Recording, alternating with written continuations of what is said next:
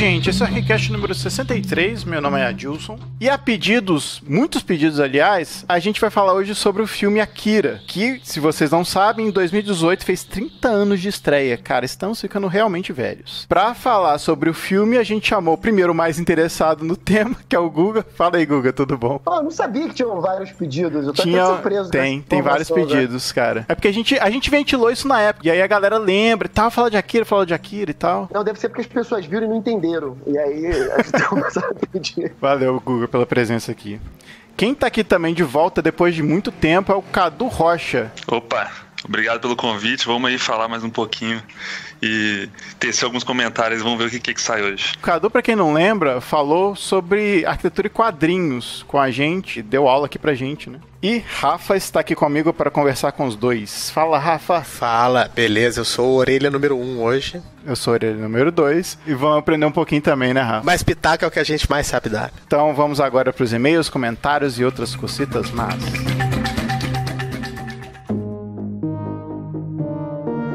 Voltamos com mais leituras de comentários e recadinhos. Tô aqui com o Rafa. Fala, Rafa, tudo bom? Fala, beleza? Ainda de férias. Pois é, a gente saiu das férias pra voltar a gravar aqui pra dar um recado pra vocês, não? Isso aí, o recado de sempre, né? E-mails para contato@cast.com, redes sociais, Instagram, Facebook, estamos lá. E espero que em 2019 a gente dê continuidade às outras redes, né? Pinterest, YouTube e por aí vai. E também a gente tá aliviando aí nos assuntos, né? Sobre o podcast. A gente tá querendo que vocês ouçam, mas também sem ficar muito pensativo aí sobre arquitetura, né? Que vocês relaxem também. E os assuntos que a gente tá trazendo aqui é uma coisa mais tranquila, né? É isso, é mais um episódio de cinema pra nossa série. Espero que vocês gostem, assistam muitos filmes, muitas séries, leiam livros, aproveitem esse período aí sem estresse pra absorverem outros conteúdos, outras coisas. Exatamente, sempre com ventiladorzinho e ar-condicionado, porque tá calor, hein, bicho? Tá mesmo.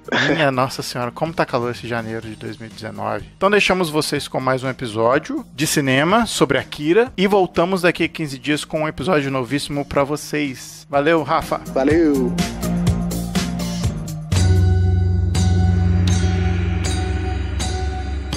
Como eu iniciei o papo falando dos 30 anos de Akira, a gente pode falar um pouco desses contextos dos 30 anos e falar também da importância desse filme, principalmente pra cultura do anime, né? Seria interessante também falar essa diferença, né, do anime pro mangá, pra quem é ouvinte de primeira viagem. Não só do anime e mangá, como da cultura cinematográfica, assim, do mercado mesmo, assim, desse mercado multimídia, né? O mangá é o tipo de quadrinho japonês, né? E o anime é o desenho. E eles têm esse título diferente, né? A gente não chama de quadrinho e também não chama de desenho, porque eles realmente têm uma narrativa diferente, uma maneira diferente de contar as histórias. E o Katsuhiro Otomo, começando na década de 70, ele não só vai ser influenciado pelo cinema, por essa cultura americana, pós-guerra e tudo mais, e é engraçado que ele é influenciado pelo cinema americano na década de 80, e depois Akira começa a influenciar o cinema americano, né? Matrix, Tarantino, né? Ele se influencia pra caramba com esse ritmo de contar história, né? Akira, ele realmente é importante em todas as mídias. Com certeza, o Akira ele tem um papel importante nessa época porque, como o Guga falou, é um dos primeiros animes que realmente tem um alcance internacional. Como foi dito, ele recebeu muita influência de fora, porém, absorveu essa linguagem, adicionou todos os elementos que são próprios dos animes, dos mangás, né? E devolveu para o mundo uma obra de arte, na minha opinião, assim, em questão de quadrinho ou filme, né? Que hoje ele tem toda essa importância enquanto obra, né? Interessante perceber como é a diferença do que foi feito pelo Akira com o que era feito até então. Tem muitos quadrinhos também americanos que eram contemporâneos a ele e, por mais que tratassem de temas próximos, assim, por exemplo, Watchmen, que é um quadrinho americano que trata aquele medo ali da guerra, mas a forma narrativa dos dois é bem diferente, e o Akira, ele tem um tipo de narrativa muito próprio, com os quadros cheios de ação, com uma narrativa japonesa que veio para trazer algo novo e diferente pro mundo dos quadrinhos nessa época. Na década de 80, não existia muito mangá fora do Japão, né? E tinha muito para consumo interno, como ainda é hoje em dia. Dizem que a França, acho que é o único lugar que compra mais mangá do que no Japão, mas enfim. Eu provavelmente estou errado nessa informação, mas com certeza a França é um mercado, assim, consumidor alto desse tipo de mídia. Mas nessa época, praticamente nada saía do Japão, e quando saía também, ela era adaptado. Só lembrando que Akira, o mangá é de 82, né? O anime é de 88, E as edições do mangá, elas começaram a ser lançadas nos Estados Unidos e tal, mas é americanizada, né? Trocando o sentido de leitura e, importante também, coloridas. Assim, o quadrinho era colorido, na década de 80. Então eles coloriam os mangás. Outro detalhe, foi a primeira revista colorida digitalmente, o primeiro quadrinho colorido digitalmente. E dizem que quando alguém levou uma fita de Akira pra passar nas faculdades, explodia a cabeça das pessoas. Virou uma coisa cult, começou a ficar popular, realmente influenciou uma geração aí de editores e diretores. Uma informação que o site Adoro Cinema fala, ele traz 2.212 tomadas e mais de 160 mil quadros desenhados à mão, mais do que o dobro do que outros animes costumavam ter, o que garante uma fluidez de movimentos inédita até então. Porque anime tem aquela coisa, né, de você pegar frame parado e repetir, né? A única indústria que fazia isso na época era a Disney, né, que era 24 FPS, né? Pra fazer o Akira, foram 7 conglomerados. Foi a Bandai, com a Kodansha, com a Toho, tipo, foi um dos maiores orçamentos para fazer um desenho ou anime até a época, né? Mais ou menos 10 bilhões de ienes. Agora, por que se investiu também tanto em anime? Porque a produção de cinema japonesa, à época, ela era de muita baixa qualidade. Então, tanto série de TV, ou cinema, novela, o que fosse. Esse fenômeno que aconteceu, né? Quer dizer, eles tomam uma bomba atômica dos americanos na cabeça e, tipo, uma década depois, eles são malucos pelos americanos. Isso não mudou até hoje, né? Quem viu aquele filme Encontros e Desencontros mostra isso um pouco, né? Desse fascínio que os japoneses eles têm pelos americanos, assim, e tal, e pela cultura. Uma das histórias, dos subplots, enfim, das camadas do filme, é que ele realmente é uma alegoria de como um Japão antigo vai absorver coisa de fora e muda muito rápido. Esse dilema da cultura japonesa, da tradição, da tecnologia, enfim. E essa é uma das camadas do filme. Tem várias. Como eles representaram, né, as luzes, os neons e tal, isso, uma técnica totalmente, acho que, diferente do que se fazia em anime anteriormente, né? A vontade de representar uma estética diferente, assim, pelo desenho. E as questões que o filme discute, né? Essas dualidades entre os marginalizados e os não, né? Uma cultura de consumo e uma rigidez e um certo anarquismo e tal. Tem um pouco a ver isso, né? Pô, esses caras receberam uma bomba atômica e na sequência idolatram quem fez isso com eles e tal. E os frames mais legais, assim, são aquele inicial onde mostra, né? A New Tokyo, né? Que ela fica incrustada ali. Ela é uma ilha, uma nova ilha, né? Isso é muito bacana, assim, essa visão de uma cidade dentro da outra, uma visão meio distópica, assim, e tem uma série de coisas. O engraçado é que a New Tokyo, né, ela vive do lado da cicatriz que foi a bomba atômica da Terceira Guerra Mundial, que teria acontecido 38 anos antes, se eu não me engano. Spoiler, não foi bomba, né? Spoiler, não foi bomba. Ok. Não, mas também, né, pô, pra quem tá escutando o cast, por favor, assista primeiro o anime. A gente aqui tá liberado de spoiler, galera. Agora, é legal o Rafa falar da luz. Assim, durante algum tempo, isso sempre ficou ecoando na minha cabeça, de que Neo Tóquio também era uma referência a Neon Tóquio. Porque o neon, né, esse tipo de luz, ele foi inventado pela Sony, que é uma empresa japonesa. E isso acabou virando uma referência para filme cyberpunk, Blade Runner e tudo mais. Mas apesar de eu não considerar Akira exatamente um filme cyberpunk, pra mim, Akira é uma daquelas obras que você não consegue encaixar. É tentar encaixar o Frank Lloyd Wright em algum gênero arquitetônico, sabe? Você não consegue. Você não tem a tecnologia servindo como ou um protagonista ou um fio condutor narrativo. Você não tem isso. A tecnologia não influencia a vida das pessoas ali. Muito pelo contrário. Depois que essa explosão ocorre, a ideia que você tem é de que realmente a vida parou na cidade. Assim. As pessoas vivem meio que em ruínas e até aquele tipo de classe média ou rica da cidade também parece que não evoluiu. O filme ele é feito em 1988, mas ele conta o futuro de 2019, que, se não me engano, é o mesmo ano do Blade Runner, né? O Katsuhiro Otomo, ele tava falando do futuro e ele foi muito pé no chão no futuro dele, né? Se você pega o futuro do Blade Runner com carro voador e robô, ele parece até mais um steampunk de tanto cano, tanto fio que tem, né? Quando você a cidade é cheia de fio e cano, pedaço de metal, né? 2019 ou não, né? Esse filme do Akira, o próprio mangá também, ele é meio que atemporal. Ele é feito com cuidado, ele traz temas que, obviamente, ele é fruto de sua época, né? Mas ele possui elementos, e a forma que foi feita a questão da animação, dos 120 quadros que eles falaram também por segundo, ele faz com que, se fosse fosse um filme produzido semana passada, você ainda assistiria hoje e acharia ele incrível, assim. Então, mesmo ele tendo 30 anos de vida, é um filme, um mangá um anime mangá que envelheceu muito bem. Sim, nada datado, assim, né? Nada tá datado, né? Talvez só as marcas, né? Que estão ali na moto do Kaneda, né?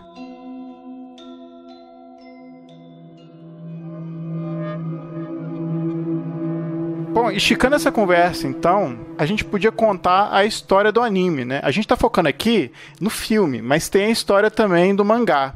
Então a gente podia falar o que é a história do anime e falar depois se tem alguma diferença com o mangá. Eu acho que para falar de Akira, assim, é bastante importante o contexto histórico, né, que ela foi criada, porque o Japão saiu da Segunda Guerra Mundial como perdedor. Eles perderam a guerra, foram devastados, porque você pega até a questão do modernismo, pós-modernismo nas artes, né? Antes, muitas histórias elas tratavam com essa questão do preto no branco, né? O Japão, ele foi devastado por mais uma bomba atômica, aparentemente uma bomba atômica. Isso remete muito ao próprio medo da época, né? Tava finalizando a Guerra Fria, né? Para eles, a Segunda Guerra Mundial tinha sido muito pouco tempo atrás e eles viram o poderio que uma bomba atômica poderia fazer, como ele seria destrutivo para um país. Todo mundo achava que ia ter uma terceira guerra mundial. O Akira, ele trata dessa ideia, ele começa nesse ponto mostrando uma cidade, uma Tóquio, né, que passou por uma terceira guerra mundial e ela está completamente devastada, e como essa população, como esse povo que vivia ali está tentando renascer das cinzas, só que ele mostra que também não foi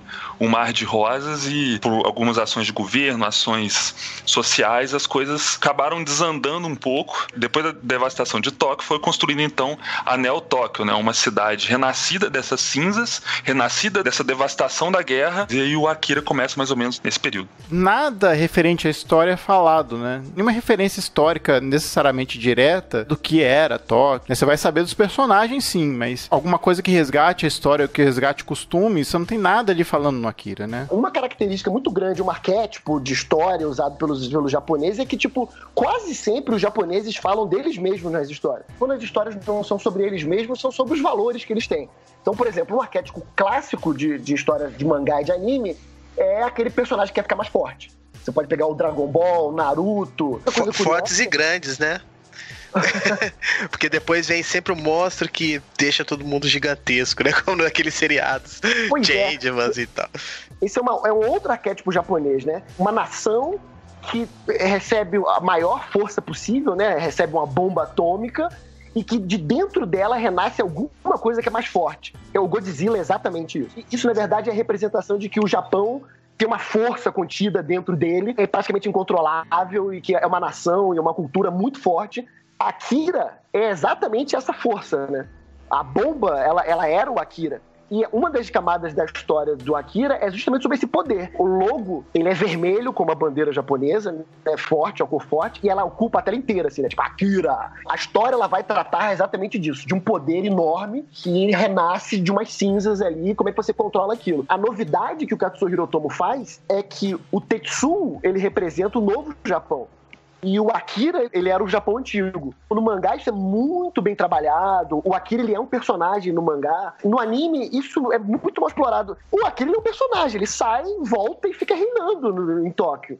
Isso faz parte do plot principal da história. Você tem essas duas forças. Uma, a antiga, a tradição, né, a cultura. E você tem a nova, que é o Tetsuo. E nesse meio, você tem a rebeldia, o capitalismo, que é o Kaneda, né? O Kaneda é a única propaganda, é como se ele fosse o capitalismo, o globalismo, né? Ele tá ali pra dar uma zoneada meio nisso. Apesar dele ser o protagonista, o foco da história não é em cima dele, né? No Dragon Ball, o Goku é o personagem principal, mas você tem que acompanhar todas as pessoas, né, em volta dele, são tão importantes quanto, ele precisa da ajuda. No mangá, o Kaneda, ele não é o protagonista, assim, de fato. Não sei se tem propriamente um personagem principal, né? Mas é um conjunto de pessoas e ações ali. E acaba girando em volta do Kaneda, que ele é líder, assim, de uma gangue de motoqueiros nessa Neo Tóquio. Eles são provenientes de um orfanato. Todos eles são garotos problemas, já foram expulsos de escola, já foram presos. Nenhum deles são heróis. Ninguém tá ali pra salvar o dia. Eles estão ali pra se salvar. Começa com alguns conflitos entre a gangue dos palhaços também. Até que acaba acontecendo um acidente com o Tetsuo E esse Tetsu, nesse acidente, sai muito machucado porque ele encontra que uma criança que ela tem uma aparência muito estranha, né? Ela parece A criança velha, o Benjamin Button. Benjamin Button, igualzinho, verdade. Essa criança era fugitiva.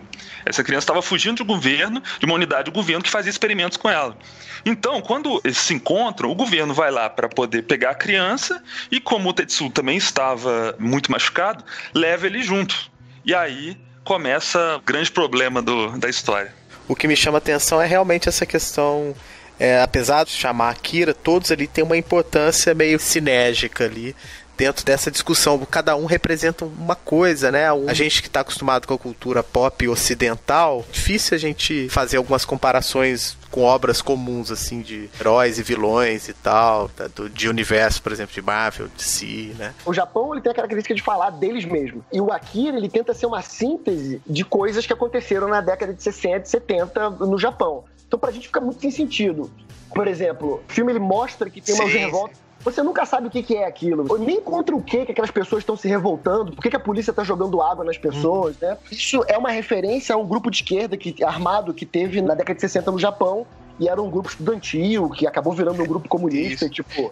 Ele vai misturando esses acontecimentos na história, né? Eu não sei se vocês separaram, mas no anime, nesse momento, aparecem 2 escritos, assim, nas camisas. Um tá com a palavra young, né? Tipo, jovem, né? Acho que pode ser essa referência, e um outro tinha Adolf, né?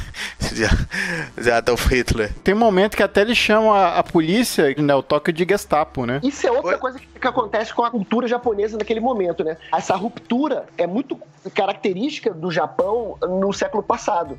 Porque eles muito rápido tiveram que mudar de uma economia rural para virar uma potência, uma cidade capitalista e tudo mais. Tiveram que mudar muito rápido de uma cidade destruída por bomba para reconstruir tudo. E nessa época, eles estavam também mudando a sociedade. Eles estavam querendo acabar com a verticalização que tinha, muito rígida do Japão. Estavam querendo fazer uma sociedade mais horizontal. Existia esse medo dessa autoridade que o filme até retrata como se os militares tomaram conta de tudo, né? Estão meio que vigiando e tal. E essa rigidez também é uma das mudanças. Uma outra também que é clara, que tem um culto religioso que é muito mal abordado no anime, ele mal fala, aparece só uma mulher lá, mas que também é uma alegoria para um culto terrorista. Esse todo mundo vai lembrar. Vocês lembram daquele culto chamado Verdade Suprema, que fez um atentado de gás sarin em 95 no metrô? Sim, sim. Esses grupos eram muito famosos, assim, no final do século passado, pregavam o fim do mundo, suicídio, né? E esse grupo era um grupo muito influente no Japão, tinha uma influência, talvez fosse o paralelo ao Charles Manson, né? Assim, com os americanos, né? Então você vê que ele vai colocando política, movimentos civis, sociais, religião. Ele está fazendo um retrato, né, criando uma alegoria para uma história maior que ele está querendo contar. Né? O curioso, assim, são todos esses acontecimentos que são políticos sociais que estão permeando sempre o filme. Assim. Primeiro a gente vê isso que você falou, né, dessa revolta. Eu anotei o que estava escrito na legenda. No primeiro levante lá que eles estavam lutando contra era a reforma tributária. O outro, depois eu não vou lembrar, mas assim, existia um embate claro da sociedade civil contra algumas ações do governo. E aí os militares meio que estavam nesse meio termo, assim, os militares junto com a polícia, então fica tipo uma intervenção. É bom lembrar também que quando o Japão perdeu a Segunda Guerra Mundial, ele perdeu o direito de ter um exército, né? A polícia no Japão, ela é o exército. O que o Katsuhiro mostra no Akira é que os militares, eles são altamente organizados, eles têm recursos e tudo mais. Já os políticos, não sei se vocês lembram, é um monte de gente tonta, que fica discutindo, nunca dá em nada, eles ficam gritando, joga papel de um lado pro outro, eles ficam batendo cabeça, mas os militares são altamente organizados, né, e tomam conta da sociedade. Inclusive eu achei interessante, assim, como eles retratam o presidente. O presidente tinha a cara de um rato, assim, né, que no final do filme ele sai com uma maleta de dinheiro e ele tem os dentes da frente, assim, mais projetados, maiores, assim, é a figura de um rato, assim. Se não me engano, ele vende pros americanos, né, alguma coisa, acho que é Os Segredos do Akira, um papo desse, né, porque isso no mangá é muito diferente. É uma narrativa muito atual, né. Tem um conflito interessante entre eles também, a questão de quando eles estão falando que a nova Tóquio vai sediar as Olimpíadas no ano seguinte, né? Tem uma discussão interessante sobre... Eles falam assim, uma cidade toda degradada dessa, uma cidade sofrendo com esses problemas sociais, com gente brigando na rua, violência policial, exército... O caos total e as pessoas querendo fazer as Olimpíadas no Japão. Eles tratam a questão das obras, né? As áreas que estão sendo revitalizadas para poder receber as Olimpíadas, e é uma discussão interessante, até naquela cena bacana que mostra lá com os os políticos discutindo entre si. Engraçado que Tóquio vai receber 2020, né? A Olimpíada mesmo. Né, cara? Que coincidência, né? Não, cara, é muita coincidência. Então, essa criação dessa imagem, né, da política, a ineficiência da política, controle pela força, pelo aparato, que é totalmente inconsistente, né, não consegue controlar nada, tanto é que as gangues existem, né? Olhando do ponto de vista da paisagem, assim, você vê as ruas e tal como o local de batalha, né? E nas tomadas que aparecem os prédios mais de cima, assim, você tem aqueles terraços jardins e tal, parece que a galera vive em cima dos prédios mesmo, né? E tem uma galera da rua, né? O senso de pertencer deles às gangues, né, é maior do que outras ideias que eles tenham, né? É muito importante, por exemplo, eles seguirem, não deixar o cara invadir a região dele, mesmo que a região dele não seja nada, né? Porque tá tudo destruído, desligado, enfim.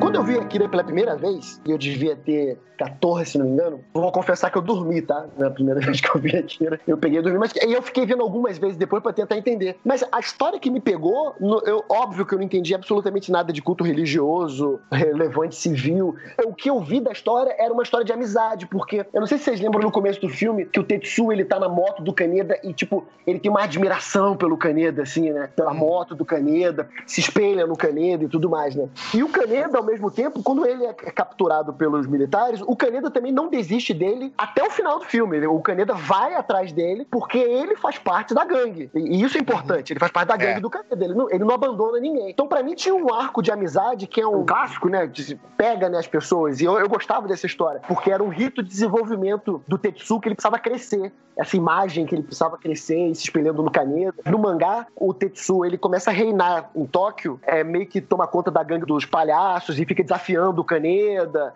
Ele fica querendo fazer as coisas que o Kaneda não conseguiu fazer. Ele fica nessa disputa psicológica, sabe? Com um cara, com outro e tal. Essa história de amizade que o filme trata me fisgou de cara, assim. O Tetsuo tem uma relação com o Kaneda meio de... É amizade, ele reconhece tudo que o Kaneda fez por ele. Questão, quando eles voltam lá na memória dos dois, quando ele era pequeno, que o Kaneda salvou o Tetsuo, né? Que o Kaneda, ele era mais assim, era safo, né? Ele era o cara que se virava, brigava com os outros pra poder resolver, porque eles vinham todos de um orfanato. Já o Tetsuo era mais frágil, ele era mais calado, mais na dele. Então o Kaneda sempre protegeu ele, sempre salvou ele. E o Tetsuo, ele parece que ele tem uma relação de gratidão, porém ele também não gosta muito da situação de ter sido uma criança frágil, né? Tanto que ele, por várias vezes no filme, ele fala: você não precisa me salvar mais. Como você se sente não me salvando mais, né? Então ele fica confrontando o Kaneda, principalmente nesse sentido de que falando com ele: ó, você não precisa me salvar mais, você não tá no comando, agora finalmente eu cheguei aqui e você, pela primeira vez, você tá abaixo de mim, de alguma forma. E ele vai ficando com mais raiva, porque o Kaneda continua... É legal como um puxa o outro, e os personagens vão crescendo, assim, na história, né? E é legal também porque isso é relação de amizade masculina, né? Óbvio que depois que você fica mais velho, isso passa. Mas quando você é mais novo, é assim que acontece. Eu vou fazer aqui passar de uma mídia pra outra. Quem lembra da origem do Wolverine, né? O Wolverine, ele ficava indo pra barra e ficava vendo os caras, como é que os caras se comportavam, e começava a imitar, porque o Logan, ele era também fraquinho, né? Doente e tudo mais. E ele ia pra barra e ficava vendo que os caras tinha aquela postura de macho alfa, falava palavrão e tal. Ele começa a copiar aquilo pra poder desenvolver a própria personalidade dele, né? Então, a relação masculina, ela acontece assim. Você tem que ficar numa certa disputa, numa inveja barra admiração com seus amigos, né? E é essa brincadeira aí que faz você evoluir como pessoa. O filme faz isso perfeito, assim. Isso acontece claramente no filme. Óbvio que ele não evolui como pessoa, né? Porque ele vira um monstro no final. Tem outras diferenças, assim, que são mais latentes, assim, entre o anime e o mangá? Que, assim, vale destacar aqui? O mangá, ele tem mais de 2.000 páginas, né? Chega a isso. E, obviamente, o anime tem 120, né? Chega a 2 horas. A diferença já começa por aí. Então, já é um condensamento da história muito grande. E também tem a questão que o anime saiu antes do fim da publicação dos mangás. Então, o final, o desenrolar da história que você tem no anime não é o mesmo do mangá. Então, você já começa com uma grande diferença por esses 2 pontos. O segundo ato do filme começa a ficar muito confuso por causa disso, né? Juntar 4 volumes de mangá num segundo pra terceiro ato É muito material que ficou de fora, e aí todas essas outras questões que eram trabalhadas pra você poder fechar o filme acabam não fazendo muito sentido, né? Como a gente tava falando antes do Akira. O Akira, ele é um personagem no mangá. Você tem um meio ali, o Akira, ele consegue abrir a cápsula que o Akira tá, ele descobre, ele fala, bom, tem alguém mais forte do que eu, preciso saber o que é e tal. E quando ele abre o Akira é um garoto e ele é plácido, né? Assim, ele é uma criança calma, todo mundo tem medo pra caramba dele, né? Claro, foi ele que explodiu a porra da cidade antes. E aí o Tetsuo pega o Akira, ele leva ele pra cidade e ele começa meio que a ser um imperador. De novo, inclusive ele veste o Akira como um imperador. Tem umas medalhazinhas no peito, uma faixa, né? E o Japão também tem um imperador, né? Ele é um imperador, mas que na verdade quem governa é o Tetsuo. Ele é tipo o primeiro-ministro, né? Só que, na verdade, o que ele vai reinar? Uma sociedade que é caos, né? Uma juventude nihilista, agressiva. O mangá trata disso, né? Os seguidores são agressivos, materialistas, sabe? Os que não são isso são bitolado religioso, todo mundo fica fazendo peregrinação pra querer ver o Akira. Então, ele vai mostrando, desenrolar desses atos na história. O filme não explica muito bem até o final. Akira não sabe se é uma entidade, se é uma força, né, da natureza. Isso fica muito ambíguo no anime. E aí só depois, no final, que descobre que aquele monte de coisa guardada era uma pessoa, né? Era um garoto que fizeram um teste nele e aí depois ele aparece como uma áurea, né? Mas como não tem esse lance, assim, de governar Tóquio, né? Acontece muito rapidamente, né? Que o Tetsuo vira um monte de carne, basicamente, crescendo. E aí invocam o Akira pra, né, acabar com o Tetsuo, né? Ou não sei, ou pra diminuir, ou sei lá. Eu não sei exatamente o que acontece, porque é tudo muito estranho, é tudo muito simbólico, né, no final ali. O Akira surge, aí o Tetsuo tá incontrolável, aí o Akira vira uma coisa maior que o Tetsuo pra conter o Tetsuo, aí começa a entrar uma loucura, assim, né? Uma coisa que eu acho que fica muito claro que os poderes do Akira, eles são meio que conflitantes com o próprio Tetsuo, né, porque o poder do Tetsuo, ele é caótico, né, ele é feio, ele é grotesco, você vê que o Tetsuo, ele sofre o tempo inteiro com aquilo. Ele é Cronenbergiano. Então o tempo inteiro sofrendo com aquilo que ele tá sentindo. Já do Akira parece que ele tá plena paz, ele tá... É aquela coisa assim, ele causa aquela destruição toda com um sorriso no rosto, entendeu? Com uma calma danada. Então eles são basicamente opostos, né? Assim, eu não sei a longo prazo, mas dá pra perceber que o Akira é mais poderoso do que o próprio Tetsuo, né? Mas tem esse conflito de tipos de poder entre o caos e uma certa ordem dentro da destruição, sendo que os dois são meio que agentes da destruição.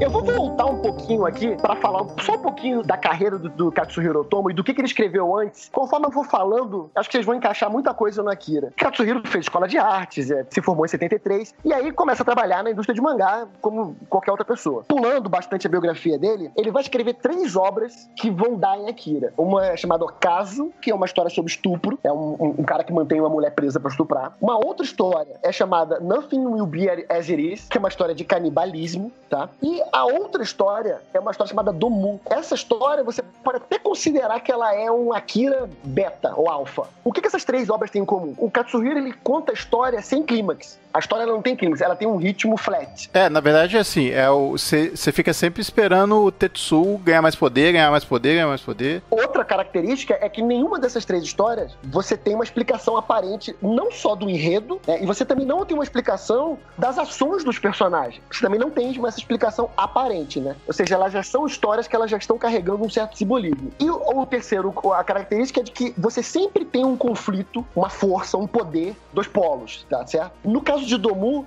o Katsuhiro, quando ele foi morar em Tóquio, ele foi morar num conjunto habitacional chamado Pruitt-Aigo. Não, mentira, não foi Pruitt-Aigo.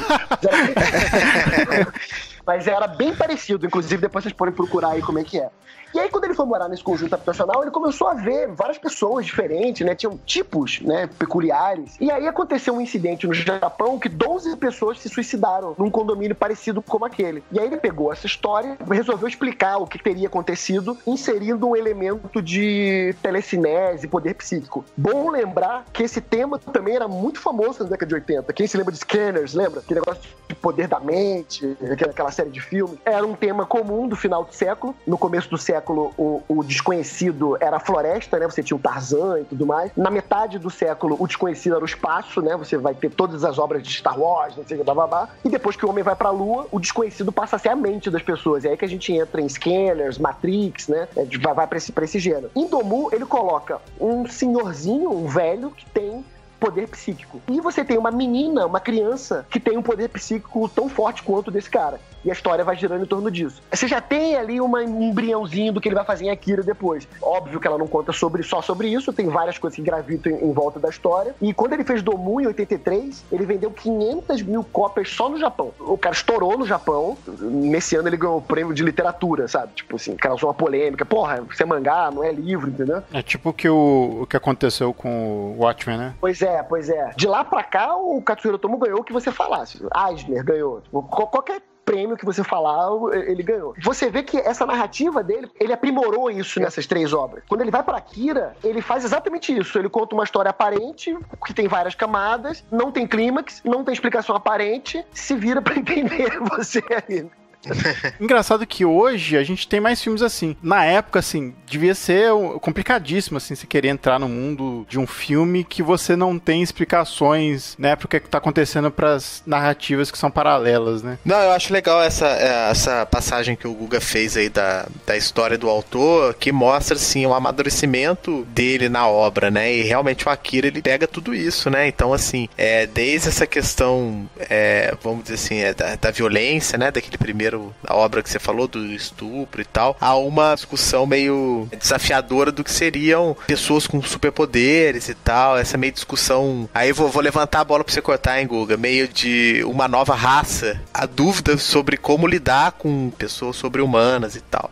No Domo tem uma alienação das pessoas que vivem naquele condomínio, da polícia, quer dizer, mesmo acontecendo esse monte de coisa, aquelas pessoas continuam vivendo a vida dela e falando de mercado e tal.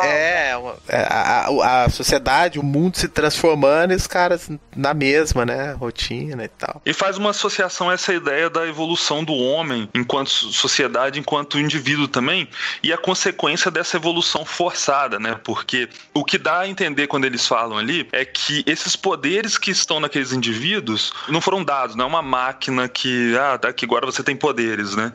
Ou radiação, tipo o Hulk. Não, aquilo está dentro do indivíduo, aquilo está desde a criação do universo, essa força vital, esse poder que está dentro do indivíduo, só que alguns indivíduos possuem uma conexão mais forte com essa força, e a experiência do governo era exatamente achar esses indivíduos e aflorar neles esse poder. E como forçar essa relação, forçar essa evolução daquele indivíduo, como ela é danosa e como ela é agressiva pro indivíduo e pra sociedade que dá a volta dele. Então, é também, na minha opinião, uma alegoria a essa ideia, o homem querer ir longe demais, fugir da sua própria natureza e ser agressivo pra ele, pro indivíduo e pro que está em volta dele também. Não, e falando da cicatriz que a gente estava dizendo da bomba, né? Quer dizer, você vê que tem aquele desejo de que o japonês ele pudesse controlar esse poder pra não ficar à mercê dele no futuro, né? Toda a ideia dos militares era você poder controlar o Akira ou o Tetsuo e monitorar a sociedade pra eles não ficassem à mercê de uma tragédia dessa de novo. E um poder muito maior do que eles podiam controlar. Talvez por isso que os militares tivessem tanto interesse nisso, né? Porque tem uma hora lá que há o conflito de poderes, né? Os militares contra a polícia, né? E aí o que dá a entender é que os militares naquele momento tomam poder e assim, acontece um golpe de estado no meio do Tetsuo crescendo e virando aquela coisa incontrolável, né? Caos por completo, né? Acontece o caos social, o caos dos poderes lá do Tetsuo, acontece tudo ao mesmo tempo ali. No mangá acontece exatamente isso. Numa dessas explosões aí o Tetsuo, ele vai no céu e tem um satélite que se chama Sol, que é muito legal o nome, né? O nome do satélite Sol. Ele sai um raio. Pois é, e aí ele dá uma detonada na cidade e aí a cidade meio que vira Mad Max. Até o próprio general, ele tem que ficar escondido no meio dos destroços, ele desaparece. As pessoas ficam fazendo romaria pra aquele culto religioso que mal aparece no anime. Se não me engano, os americanos mandam um agente infiltrado pra tentar matar o Akira. De novo, aquela interferência externa, sabe? No mangá acontece isso. Ah, e outra coisa também, no anime fala muito mal Tem uma personagem feminina, a Kay, que ela tá desde o começo da história, né? E ela, na verdade, é que tem um poder similar ao do Tetsuo. Ela tá lá pra poder fazer esse embate com ele, né? Só que ela foi cuidada por esse culto religioso, né? Eles tinham a intenção de resgatar o Akira pra tratar dele como um deus, tratando essa força como se fosse uma força, uma dádiva, né? Enfim, seria uma outra maneira de você tentar controlar um poder que tá além de você, né? E aí a Kay, ela tá nessa missão. Tem até uma hora que um dos personagens fala, tá aí seu Moisés, assim, apontando pro Tetsuo como uma coisa meio cosminha.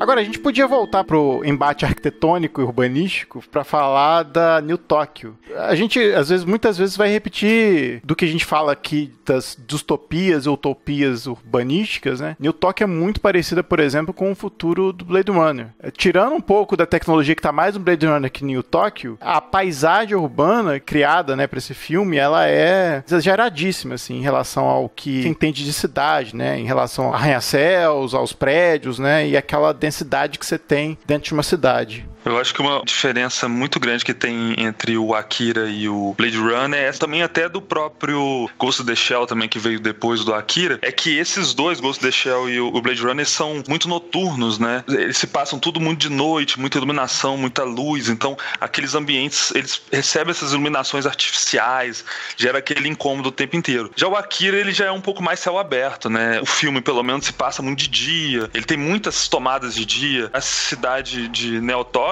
que foi construída em cima das ruínas da antiga Tóquio, né? Ela é totalmente degradada, tem essas tomadas claras, tem dia. Eles mostram uma vida urbana dentro da cidade que ela é um pouco maior, ela é um pouco mais ampla do que nesses outros dois exemplos que eu apontei. É engraçado que toda vez que eu tentava ver o horizonte da New Tóquio, nunca chegava a aparecer o céu. Era sempre prédio. Por mais que o plano seja de cima pra baixo, mas você nunca consegue ver o céu, por exemplo, nas perseguições que o Akira tá de moto, assim. Mesmo quando você mostra uma câmera apontando de baixo pra cima, sempre o fundo vai ser prédio da cidade. A cidade é uma selva de pedra, né? É um bloco de concreto que é, né, o Tóquio, né? Tipo, é aquela coisa que a gente falou antes. A cidade ficou aquela cicatriz e o que sobrou, eles já tratam bem isso de uma maneira interessante, até porque o Japão meio que sempre teve esse problema de espaço, né? A cidade, ela tem que se verticalizar, porque não tem pra onde crescer a cidade. Parte dele tá detonado por radiação, ou explosão, ou sei lá o que seja. Então a cidade, ela vai se verticalizando, né? Eu acho que foi uma das primeiras obras que eu vi que falavam de cidade suspensa. É óbvio que essa cidade não é exatamente suspensa, mas a gente estava falando antes, né, que lá em cima você tem jardins e prédios que se ligam um com os outros, assim, né? Isso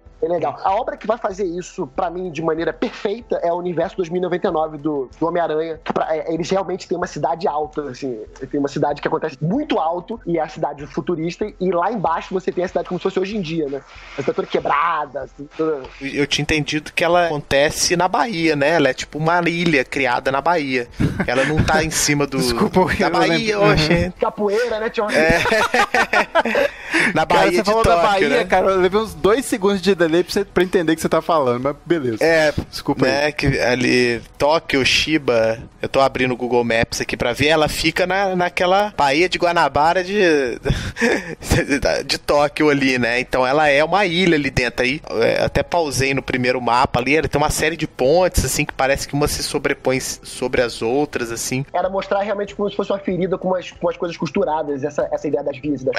O plano meio que passa isso. Legal, porque assim, ela é uma ilha nova, é um território novo, uma coisa... E realmente, essa questão que você falou do céu, né, não dá pra ver, né, os edifícios são gigantescos, então são praticamente todos iguais. Isso. Mas uma coisa que me chamou a atenção, assim, também um pouco nessa comparação com Blade Runner, é a questão do luxo. Os ambientes interiores, né, tem um certo luxo, tem até aquela cena que a moto entra dentro de um restaurante, né, pega na cabeça do cara, coisa que em Blade Runner não, é tudo meio sombrio e tal. Na criação desses cenários há também uma conexão fácil entre presente, futuro e tal, tentando não criar simplesmente um cenário fictício de uma visão muito futura, né, tem muita coisa do momento ali também nos espaços. Uma coisa que o Cadu falou, né, porque você tem dia, né? Em algumas cenas e tal. E dá pra enxergar a diferença também, né? Porque a Neo Tóquio, ele é uma cidade reconstruída.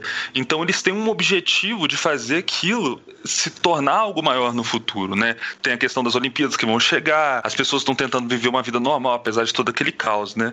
Nesses outros que a gente citou, aquilo dali tá sendo igual no caso do Blade Runner, a Terra já tá começando a ser esvaziada, estão vivendo em cidades subterrâneas, então já tá uma sensação de, parece que as coisas estão em decadência, né? Já estão em decadência, mas estão decaindo mais. No Akira, está em decadência, mas eles estão tentando reerguer de alguma forma, né? Mas aquela sociedade já tá toda, vamos dizer assim, já tá toda problemática de alguma forma. Eu ia comentar que a primeira vez que eu vi a respeito da cidade, assim, um dos primeiros frames que aparece, que é New Tóquio, eu fui pesquisar sobre o Kenzo Tange. Eu não sei se vocês conhecem o arquiteto, mas ele é um arquiteto japonês, ele é importantíssimo no movimento moderno, como um dos orientais que adotam essa ideia do movimento moderno, e eles têm um movimento urbanístico... chamado Akira. Não. Chamado metabolismo. Obviamente, eles foram influenciados muito pelo Arquigram, por conta, né, dessa cidade que é meio mutante, assim. Se você olhar o plano pra Tóquio do Kenzo Tange, não tem muito a ver com Akira, não. Assim, é uma cidade... ela é muito mais ortogonal, é muito mais certinha do que esse ambiente cyberpunk que tem em New Tóquio. Mas tem a ver porque ela ocupa a Bahia.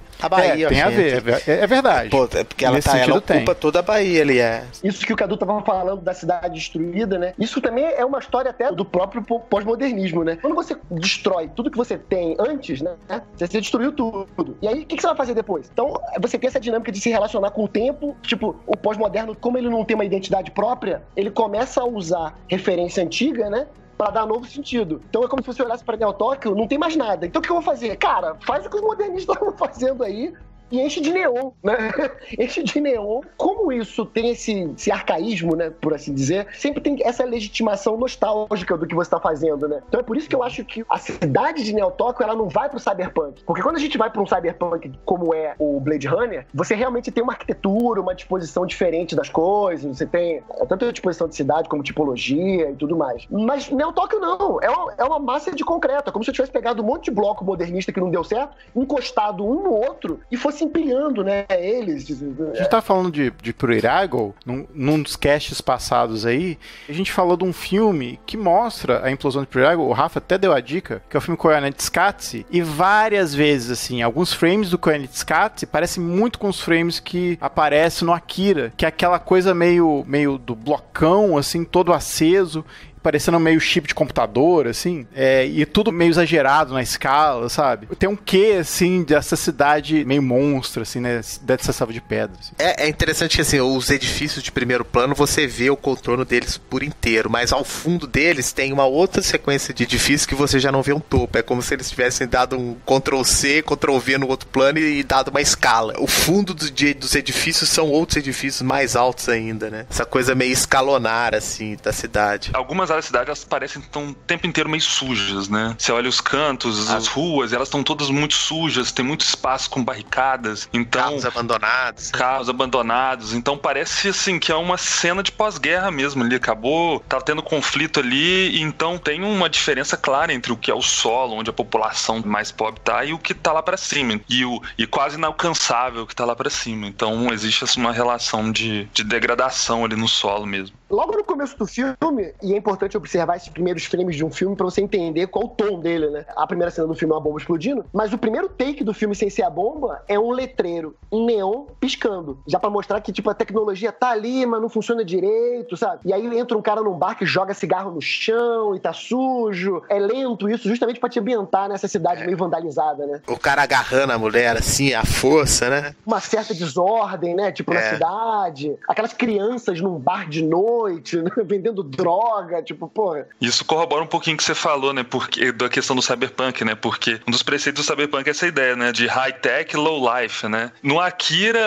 até a tecnologia, ela é muito possível para uma projeção de 30 anos dele, né? E a vida, com certeza, está no low. Então, a sensação que tem é que o tech tá ali no meio e a vida também tá meio baixa. Então, ele não tem esse, vamos dizer assim, esse confronto tão grande entre uma tecnologia tão avançada e uma vida tão ruim, entendeu? Ele influenciou vários filmes, que a gente tava dizendo, né? Mas um dos filmes que explicitamente falou isso, os diretores ou o escritor, eu não lembro agora, foi aquele filme Looper. Eu não sei se vocês lembram como é que é o futuro desse filme, mas é um futuro meio parecido com aquele. O filme se passa lá na frente, sei lá quando, carro de gasolina, né? Celular, não é low-tech, sabe? É um futuro, mas ele não é um futuro cyberpunk, né? Todo cheio de carro voador, né? Até as próprias motos dos meninos são motos que claramente são tecnológicas, mas elas têm muitos que dão defeito, elas foram roubadas, se não me engano eles falam, né? Então não é assim uma coisa tão forte quanto é em outros filmes de cyberpunk. Curiosidade do mangá, o Akira tem 2 motos daquela.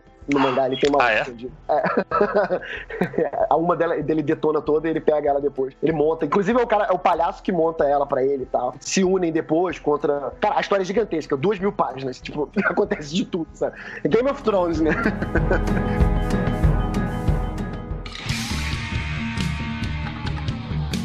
Agora, cara, assim, tudo bem que a gente é arquiteto urbanista, mas, cara, aquela moto é demais, né, cara? Aquela moto, acho que povoou minha infância e adolescência, assim. É por conta do seu Akira, né? Cara. Porra, aquela moto é muito legal, cara. Talvez seja tão icônica quanto o DeLorean, assim. Eu acho que mais, hein? Aquela cena do Kaneda fazendo um drift com a moto, né? Se vocês forem no YouTube, alguém já compilou todas as vezes que algum filme fez essa referência. Você percebeu que essa moto, ela tem várias marcas japonesas. E ela tem meio que um escudozinho da bandeira americana, né? Em cima dela. Tem o escudo que eles usam nos caças, que nem tem, por exemplo, Top Gun. Pois é, e essa que é a ideia da camada mais suprema do filme, é de que o Kaneda, ele é um rebelde, ele representa exatamente alguém que vai desafiar o Japão antigo, que é esse globalismo, esse capitalismo, né? O americanizado, é por isso que ele é descolado e safo, né? Então essa ideia de que você tem um rebelde ali no meio e de que ele dá conta dos dois. O Kaneda, né? Vai com aquela bazuquinha atrás do Tetsu e foda-se, ele vai atrás do... Ele tá o tempo inteiro no meio daquela disputa, né? Tem um levante dos estudantes, você tem o governo corrupto, você tem terrorismo acontecendo no meio do filme também, né? É uma cidade que tá em conflito o tempo todo e as pessoas meio anestesiadas com aquilo tudo, né? Porque assim, eles não estão morrendo de medo do que tá acontecendo, né? Aquela juventude que tá ali, né? Que faz aqueles atos, a ganho do Kaneda, eles estão meio um pouco se ferrando pro que tá acontecendo em volta, né? Eles estão preocupados mais com a vida deles, né? E talvez seja o niilismo que você falou, né, Guga? Eles devolvem pra cidade a violência que eles recebem do Estado, né? Tem uma cena clássica que eles estão na escola e um professor, um diretor, enfim, eles recebem uma reprimenda lá e o cara vai dando soco na cara dele, um vomita sangue, né? E logo depois aparecem eles nas ruas e devolvendo essa violência pro cidadão, porque as pessoas estão passando de carro e eles estão quebrando com cano de ferro, jogando coquetel molotov. Então, a desesperança é uma juventude, né? Ela não tem nem esperança. Não há mais nada depois daquilo, né? Eu vi numa reportagem que parece que é até uma crítica à educação japonesa que é muito rígida, né? Muito rígida. Foi o que eu falei antes. É a ruptura que o Japão estava passando de uma sociedade muito vertical, seja corporativamente, seja em casa, seja na escola. Então, isso era um direito civil que as pessoas estavam pleiteando na época, isso pairava no ar. Se você pegar mesmo a própria história do filme, né? Ela é bem linear. Mas é todo esse pano de fundo que acaba enriquecendo até mais, bastante a história, é esse pano de fundo, né? Essas relações de como os políticos corruptos parecem muito passivos frente a todo aquele problema, né? E também essa questão que vocês comentaram, né?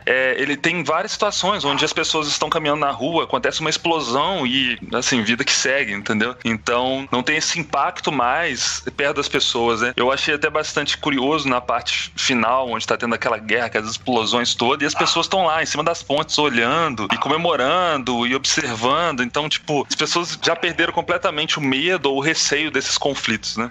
Uma banalização disso e do conflito, né? Isso tudo é muito parecido, né? Com as sociedades que lidam com esse tipo de coisa, insegurança e tal, pô. Tá no nosso quintal, acontece isso, né? É como se você estivesse em Israel, né? Sei lá, qualquer momento pode acontecer um atentado e vida que segue, né? Num cenário desse, a gente regride, né, pra uma maneira tribal, né, de se reunir em torno de um líder, uma figura, sim, quem toma conta, quem não toma, gangue de setores pela cidade. Isso no mangá, isso acontece algumas vezes, né, porque depois que acontece aquela história que eu falei de que do satélite detona tudo, as pessoas elas vão se organizando em tribos, também tomam conta de alguma parte da cidade, em torno desse poder, né, seria ou do Akira ou do Tetsu, né. Agora, pra puxar, assim, pro fim do filme, eu não sei se fica claro, na época pra mim não ficou, mas o Tetsu, ele se mistura com o Akira, né? O que eu entendi é que o Akira conteve o Tetsuo de alguma forma, e aí aquela luz, né, que virou gigante, depois desapareceu, acaba sendo uma coisa dos dois, assim. Até no final dos créditos parece uma coisa meio 2001, né? Que você tem a perspectiva no centro, assim, e fala, eu sou o Tetsuo. Assim. E aí que dá a entender que talvez aquilo tudo seja que vai acontecer do reino Tetsuo vir depois, mas enfim... Isso é uma coisa muito filosófica. A sensação que dá ali no final é que quando houve essa grande explosão, né? Todas aquelas pessoas que estão ali de alguma forma, elas se conectam, né? Então existe essa... Um entra na memória do outro, um começa a experienciar. Eles veem um pouco da memória do Akira, um pouco das memórias do Tetsuo. E o Kaneda é o único que tá ali meio que de fora. Ele é o único que não tá com a mente tão expandida contra todos aqueles que estão ali, né? Então, ele vivencia aquela relação. Então, meio que para aquele momento, aquilo cria uma conexão em todas aquelas pessoas e elas estão pensando quase de uma forma única, né? Eu, depois de ver muitas vezes, né, e tentar elaborar um final, pra mim, naquele final acontece realmente uma catarse, assim, quer dizer, você tem o antigo, que seria o Akira, e você tem o novo, que é o Tetsuo. E eles podem se unir pra criar uma coisa nova, né? Ou seja, essa história nova, a partir dali do Japão, né? Poderia ser essa história nova. E quem sobra pra poder contar essa história são as crianças. E eu acho que não é à toa que boa parte dos personagens que são, poderia-se dizer, protagonistas do filme, são crianças por causa disso, porque a história pode evoluir a partir dali sem as amarras do passado, né? Pra gente é um pouco difícil entender isso, mas o Japão, culturalmente, ele é muito amarrado na cultura dele, na maneira da sociedade se organizar, né? Então era como se o Katsuhiro Otomo estivesse dando uma dica do que poderia acontecer no futuro, né? Que o Tetsuo, ele sai do garoto que é órfão, fraco, a criatura mais poderosa da Terra em questão de horas. E acontece a mesma coisa com o Japão, né? Você sai das ruínas e em 20 anos você tem uma potência econômica, tecnológica, e isso mexe com a sociedade. E aí? Como é que fica o futuro? Sabe? A gente vai ficar com a cara no celular agora? Esse dinheiro que agora começou a entrar nesse país e gerando corrupção, os valores, né? De novo, Japão, valores, flutuais.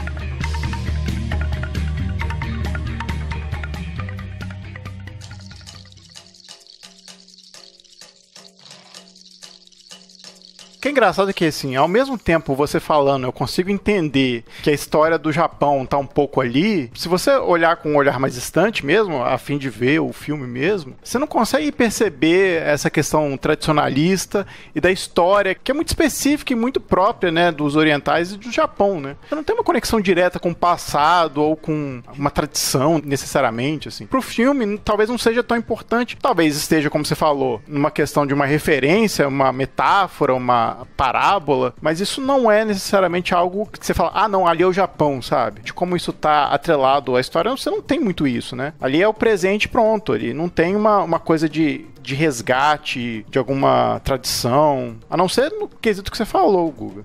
Não sei se vocês tiveram essa impressão que eu tive. Eu tive essa impressão. De realmente não ter assim uma referência. Essa percepção do Guga aí, do Akira representar o antigo e tal, acho que está muito associada ao conhecimento da obra, né? Acho que mais completa aí. Eu tive mais essa sensação que o Cadu falou, né? Desse poder pink plácido do Akira, né? Que começa naquela primeira cena lá da explosão, que em tese, naquele momento a gente não saberia que era ele, né? Eu acho isso muito elegante, sabia? Esse começo da gente achar que é uma bomba. Quando ele fala assim, Terceira Guerra Mundial. Guerra Mundial, exato. Japão, bomba, e a gente faz uma associação automática, e não é. Isso é elegância, né? Não, isso é muito legal mesmo. E como essa coisa da bomba tá muito introjetada no japonês, né? Como você falou, Godzilla é referência direta, Akira, mais que óbvio que é referência direta. Essa questão da catástrofe, né? Isso tá impregnado em tudo que os japoneses produziram depois como cultura, né? Assim, porque foi muito forte. Com aquilo que a gente estava falando antes, né? Jaspion, no episódio do Jaspion, do Changeman, Tóquio era destruída uma vez por episódio. Pois é, não te conto não, mas era uma maquete, tá? Quando você compreende um pouco da cultura deles, dá pra ter uma ideia assim, de como deve ter sido o impacto disso, né? Porque você pega a questão, por exemplo, da Primeira Guerra Mundial, ainda foi uma guerra, entre aspas, né? Meio romântica, né? Ainda tinha algumas frentes que as pessoas lutavam de espada e cavalo na Primeira Guerra Mundial. O Japão vinha daquela cultura que era fechado em si mesmo, né? Eles eram países soberanos por eles mesmos, eles tinham um imperador que era tratado quase como um deus, então eles tinham um misticismo também, assim, uma relação nacionalista com eles mesmos. E de repente chega um país e em questão de segundos ele simplesmente detona uma cidade inteira. Uma sensação de impotência que deve ter gerado em relação a isso, tanto que eles não assinaram a rendição na primeira, né? Foi quando levou a segunda que eles falaram assim, não vai dar, porque daqui a pouco a gente perde o Japão inteiro. Pra ter uma ideia de como é que era o Japão de fechado, né? Eu não vou lembrar agora se o nome do período era Sengoku, Meiji, enfim, eu não vou lembrar. Mas eu sei que as armas, o Japão vivia com samurai, enquanto a gente já tinha arma de fogo, né? E acho que eles estavam, naquela época, eles achavam que eles eram o topo de tecnologia. Ou aquele filme do Último Samurai até mostra um pouquinho isso. Mas na história do Japão, as armas foram introduzidas no Japão, algum shogunato, se não me engano, pegou essas armas e incorporou. A gente tem soldados japoneses, samurais, que chegaram a usar armas, né? Ele utilizou as armas para poder consolidar o Japão e virar uma cidade-estado, né? Virar um país. E depois ele proibiu as armas e voltou a ser só com espada. Como é a tradição japonesa na cultura deles, né? Os valores, enfim. E eles realmente são fechados. Então você vai tomar uma bomba na cabeça do século XX, como é que deve ser? Uma não, né? Duas, né? Sobre a explicação que você estava falando antes, Adilson, assim, você tá 100% certo. Por dois motivos. Primeiro porque, como a gente falou antes, o anime, ele não... A partir do segundo ato, ele vai se construindo muito mal, tentando sintetizar 4 volumes de uma obra de 2.000 páginas, enfim. Ele corre com a história, assim, realmente não tem como você pescar nada dali. Em segundo lugar, uma vez eu estava lendo uma tradução do Confúcio e na abertura o cara dizia isso, que talvez a gente nunca vai entender a literatura oriental se não for um oriental, sabe? Então, é meio Confúcio.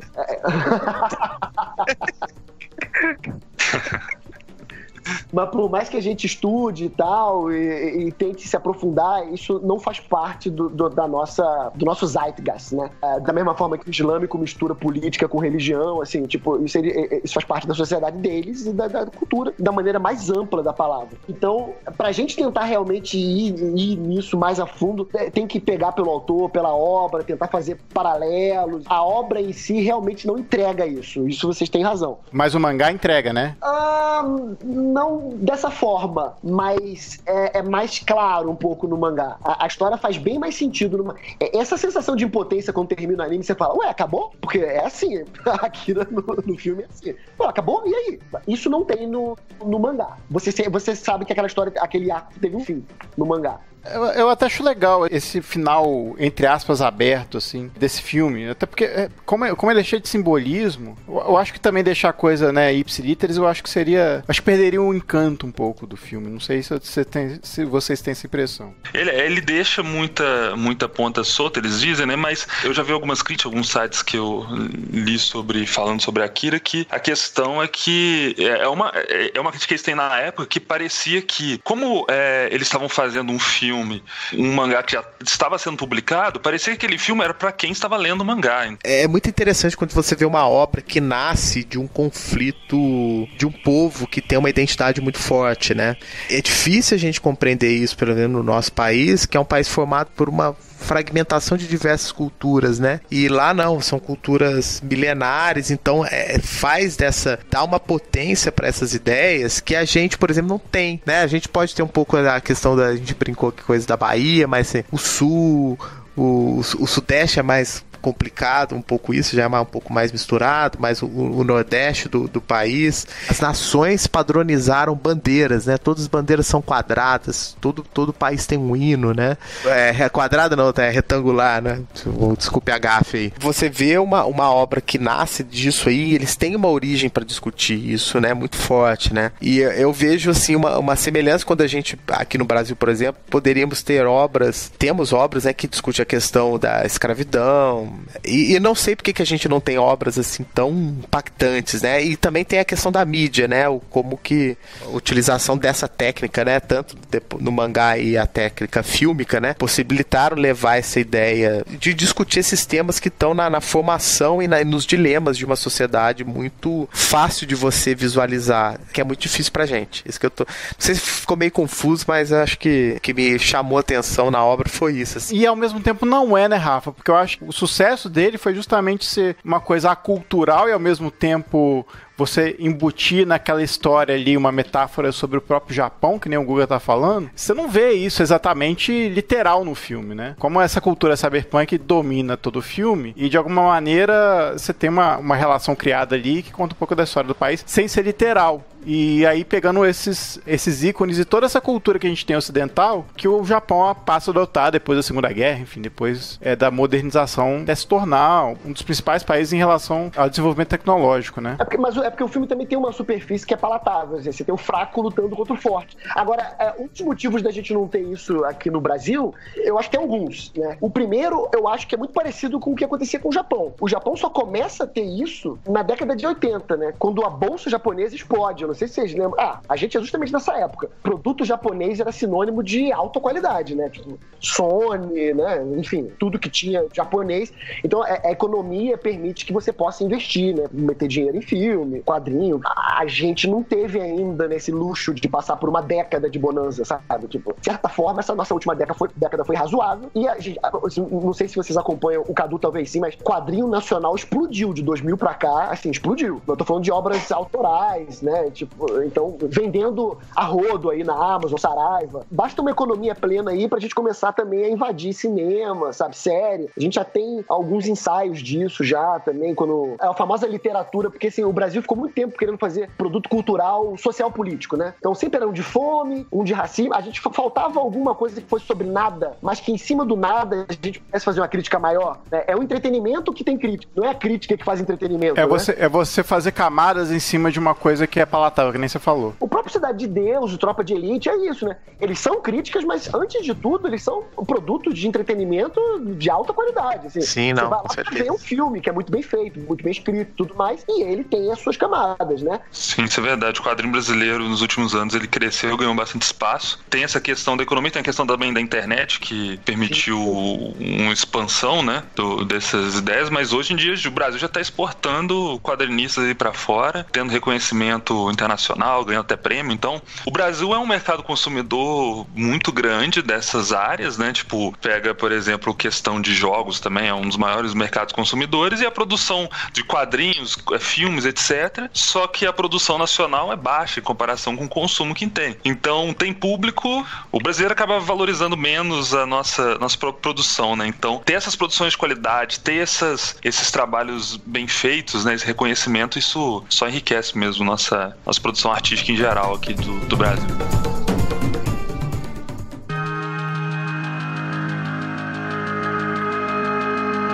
Começando a rodada de dicas aí, Cadu, você tá com a sua aí? Além de, obviamente, ver o Akira, né? Mas também a questão, não é minha dica essa, mas o Akira tá sendo publicado atualmente no Brasil, tá no 3º volume e tá com uma qualidade muito boa, então, pra quem tiver a fim de ler o mangá e ter o contato com a obra mais próximo, tá uma época boa pra pegar isso. A edição atual, ela vem com toda uma remasterização feita pelos próprios japoneses, com uma qualidade realmente bacana. Então, pra quem quer ler Akira, aqui no Brasil a publicação tá bacana.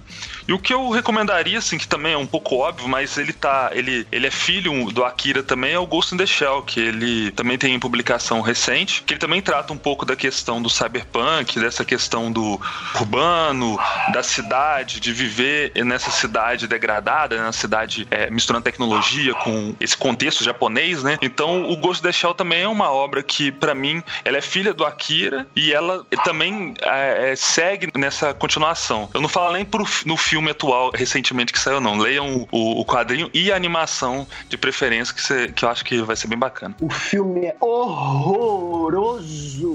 É muito ruim. É muito ruim. Dando pitaco na dica do Cadu, assim, eu recomendo mais até o anime do que o mangá.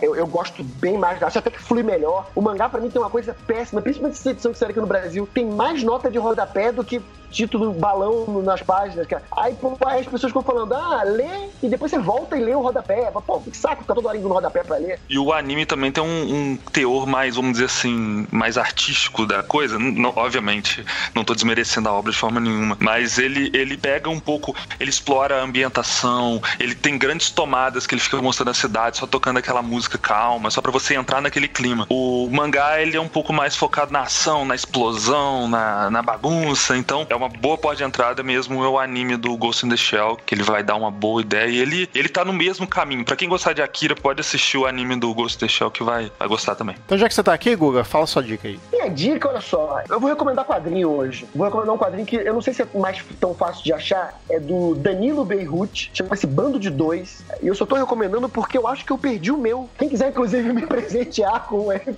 quer dizer, na verdade, o meu não tem preço, porque eu comprei o meu numa Comic Con, entre aspas, da vida, e o Danilo, ele desenhava uma cabeça na contracapa, né? A minha tá autografada e com a cabeça desenhada. E eu já procurei na minha e não achei.